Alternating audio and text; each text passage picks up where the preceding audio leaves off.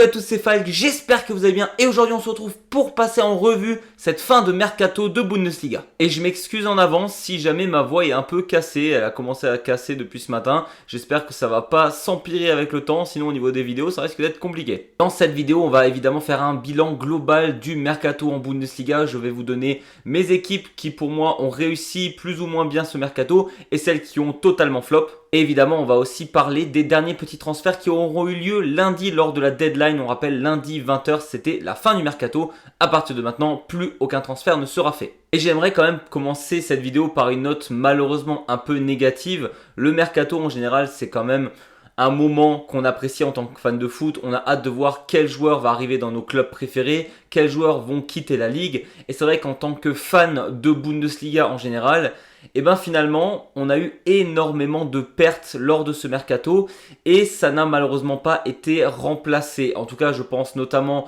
rien qu'au Bayern où on a une légende comme Thomas Müller qui est parti à Vancouver. On a aussi Kingsley Coman qui était dans la ligue depuis 10 ans, qui s'en est allé en Arabie Saoudite. On perd des grands noms ou des joueurs qui ont fait de magnifiques saisons. Je pense notamment à Ekitike et Voltemade qui en soi ne sont pas des grands noms du football mais qui ont fait des saisons absolument extraordinaires avec leur club en Allemagne l'année dernière. Du côté du RB Leipzig, on a carrément perdu les 3 meilleurs joueurs du club. La triplette offensive, Xavi Simons, Sesko et Openda, ils sont partis. Sans parler évidemment de l'exode, j'ai envie de dire, du Bayer Leverkusen où on a perdu un nombre de joueurs absolument ahurissant. Notamment un des jeunes talents de l'équipe d'Allemagne qui sera peut-être le futur de cette équipe d'Allemagne avec Musiala, Florian Wirtz. Donc voilà, je trouve que globalement, on a perdu énormément lors de ce mercato de Bundesliga. On a perdu des légendes, on a perdu des grands noms du football allemand et on a perdu plein de joueurs qui ont fait des magnifiques saisons. Et même au niveau des plus petites saisons, je pense notamment à un joueur comme Marvin Duksch du Werder Bremen qui est un des meilleurs buteurs de ces dernières années de Bundesliga,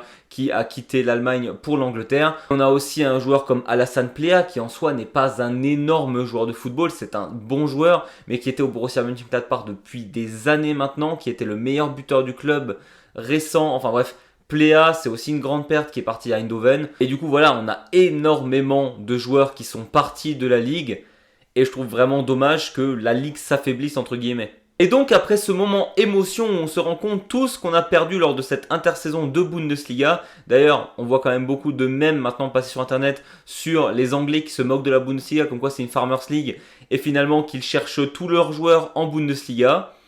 Et c'est vrai que quand on voit les grands noms de Première Ligue actuellement, on a quand même pas mal de joueurs qui viennent d'Allemagne. J'ai notamment redécouvert que Isaac, qui vient d'être acheté pour 150 millions de Newcastle à Liverpool, venait du Borussia Dortmund. J'avais totalement zappé ça. Et donc lors de cette deadline de lundi, on a eu pas mal de petits et voire de gros transferts qui ont été faits. Et on va commencer peut-être par le plus gros transfert qui était la chose la plus inattendue du siècle. On a Victor Boniface, donc joueur du Bayer Leverkusen, qui est en prêt au Werder Bremen.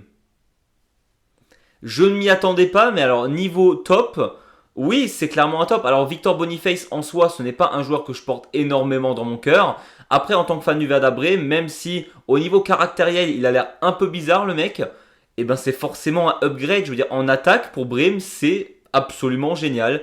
Et je ne comprends d'ailleurs pas pourquoi Leverkusen s'en sépare en prêt. Je sais qu'il était prévu à l'AC Milan, mais qu'il avait raté son Medicine check. Mais c'est vrai qu'à Bremen, pourquoi il a voulu aller là-bas? Je ne comprends pas. Je trouve ça absolument dingue, ça fait vraiment transfert de FIFA que le jeu a un peu bugué. Bon voilà, Boniface est à Bremen et je pense clairement qu'au niveau buteur, actuellement on n'a pas mieux. Au niveau des transferts complètement loufoques qui viennent vraiment d'ailleurs, on a Fabio Vieira de Arsenal qui signe au HSV. Je ne sais pas ce qu'il a vu au Hamburger SV récemment, s'il a vu comment ça joue. C'est un transfert, on ne s'y attendait pas. Et je pense que clairement pour le HSV, c'est absolument génial d'avoir un joueur de ce calibre dans l'effectif. Ça va forcément changer des choses. En tout cas, on parlait qu'il fallait changer quelques trucs dans l'effectif pour la saison au vu de comment ça commence. Et bien pour le coup, ils ont fait les choses. Voilà, HSV, ils se sont vraiment renforcés.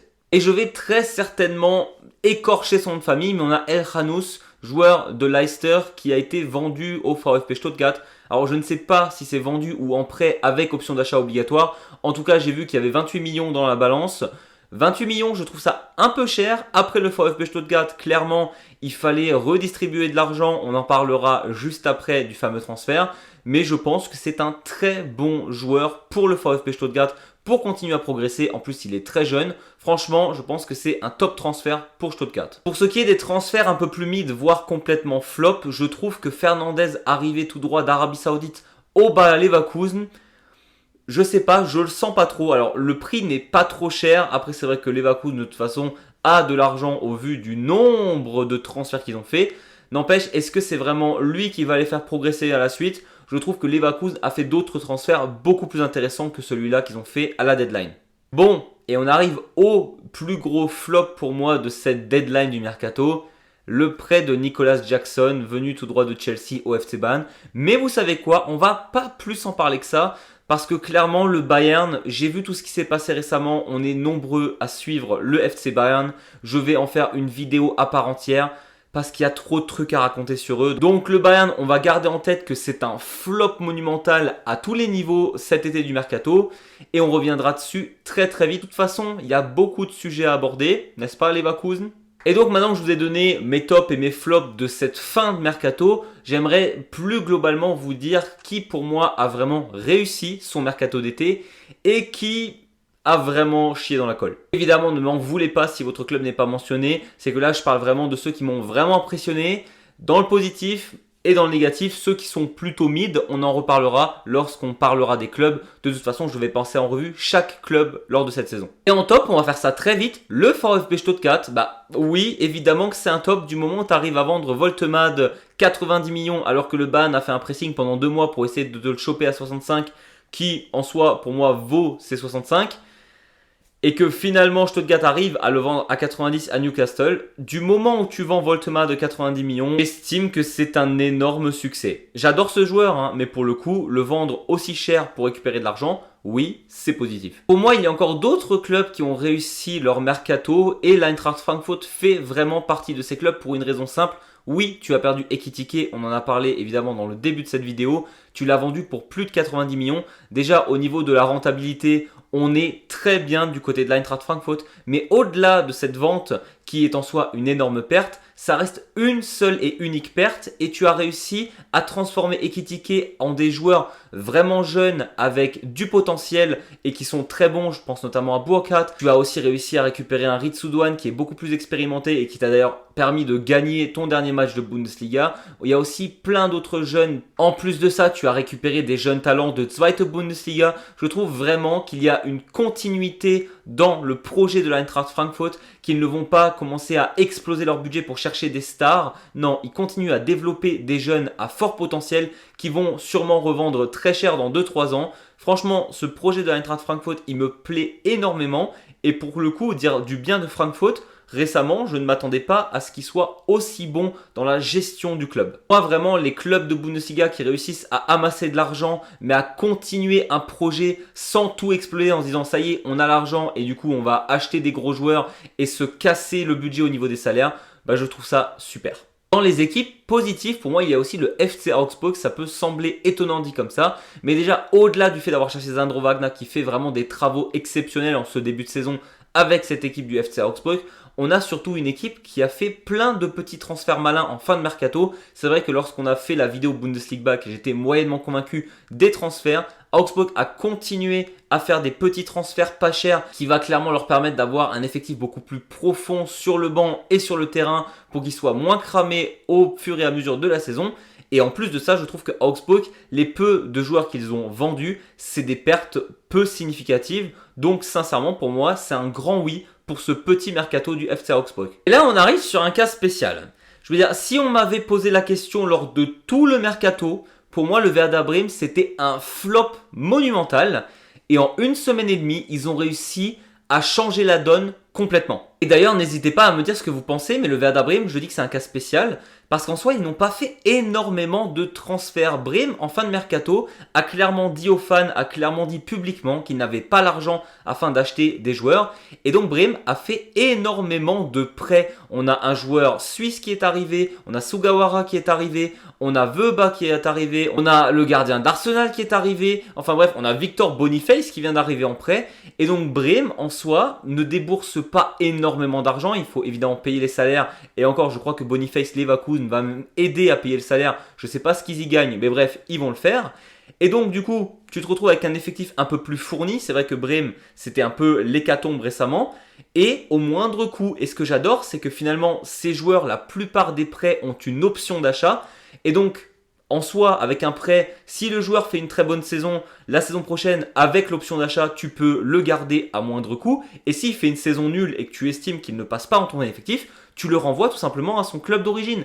Et donc, je trouve ça absolument génial au niveau financier. Brême s'est vraiment mis très bien. Et ce que je trouve absolument génial avec Brême, c'est s'ils veulent garder les 5 joueurs qu'ils ont en prêt, évidemment, on enlève Boniface de l'équation. Lui, ça sera un autre cas. Mais s'ils veulent les garder, ils en auront pour 15 millions en tout. 15 millions en tout pour des joueurs éventuellement qui vont te changer ton effectif, c'est pas grand chose, surtout au vu du mercato actuellement. Et donc c'est vrai que le plan économique du Werder Brême, c'est quelque chose qui se fait peu. En tout cas, en Bundesliga récemment, je n'ai pas vu de club faire autant de prêts avec option d'achat.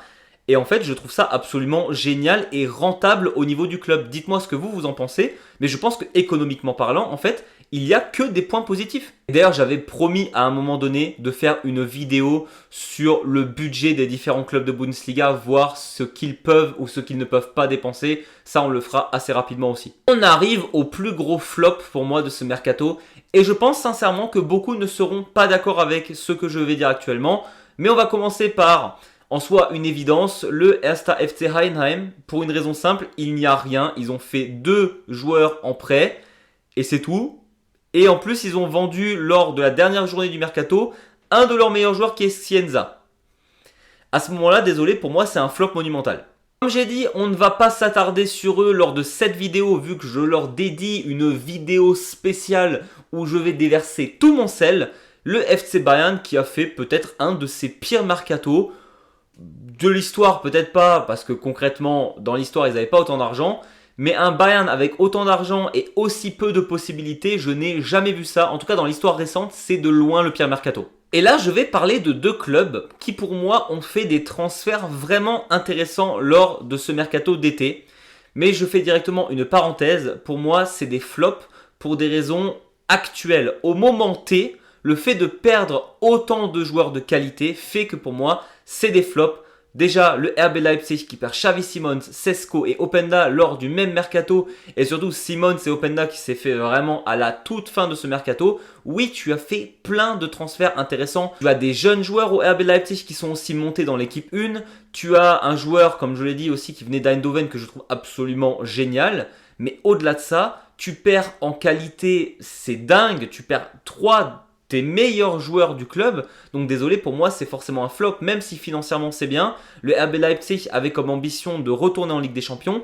C'est vrai qu'en perdant les 3 lors du même été, je ne sais pas si la Ligue des Champions est faisable. Et donc oui, le projet dans le futur pour le RB Leipzig est hyper intéressant, je ne dis pas. Et d'ailleurs, je pense que dans 1 ou 2 ans, ils seront très bons avec les transferts de cet été. Mais pour cette saison, pour moi, c'est des flops. Et j'ai exactement le même constat avec le Bayer Leverkusen qui a fait énormément de transferts super cool, je trouve. Mais bon, là, c'est pas de leur faute. On savait qu'il allait y avoir une exode complète de cette équipe. Et je vais vous dire juste rapidement de tête tous les joueurs que j'ai qui sont partis. Et je suis sûr qu'il y en aura plus. On a déjà Wietz et Frimpong qui sont à Liverpool. Ta qui est parti au Bayern. Hincapié qui est parti à Arsenal. Victor Boniface du coup qui vient d'aller au Werder Brême. On a aussi Xhaka au milieu de terrain, on a Adli qui est parti, on a le coach Xabi Alonso qui est parti.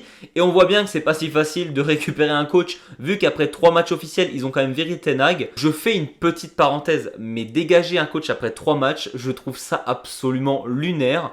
Mais pareil, ça on va en reparler dans une vidéo dédiée. Et donc cette équipe de Leverkusen a fait plein de transferts malins, des transferts entre 15 à 30 millions qui seront hyper intéressants pour le futur. Mais au moment T, désolé, tu perds littéralement tous tes meilleurs joueurs. Et à ce moment-là, tu ne peux pas dire que c'est un mercato réussi. Du moment où tu perds plus de joueurs importants que ce que tu récupères, pour moi, c'est des flops à l'instant T. mais dans 1 ou 2 ans, j'espère pour eux en tout cas, ça sera des réussites. Pour le coup, j'aurais aussi pu parler d'autres clubs où je suis dubitatif. Par exemple, le Borussia Mönchengladbach, pour moi, n'a pas fait assez de transferts par rapport aux pertes qu'ils ont. Et dans les points positifs, je pensais au ST Freiburg, mais au vu de ce qu'ils nous montrent pour l'instant, on va les laisser de côté. Voilà, c'était tout pour moi. J'espère que cette vidéo vous a plu. N'hésitez pas, vous, à me donner votre avis. Qui est pour vous le plus gros flop de ce mercato et le club qui a fait les meilleurs transferts? N'hésitez pas, évidemment, à vous abonner ou mettre un petit pouce vers le haut. Nous, on se retrouve très vite pour de nouvelles vidéos et on va déverser notre sel sur l'FC Bayern très prochainement.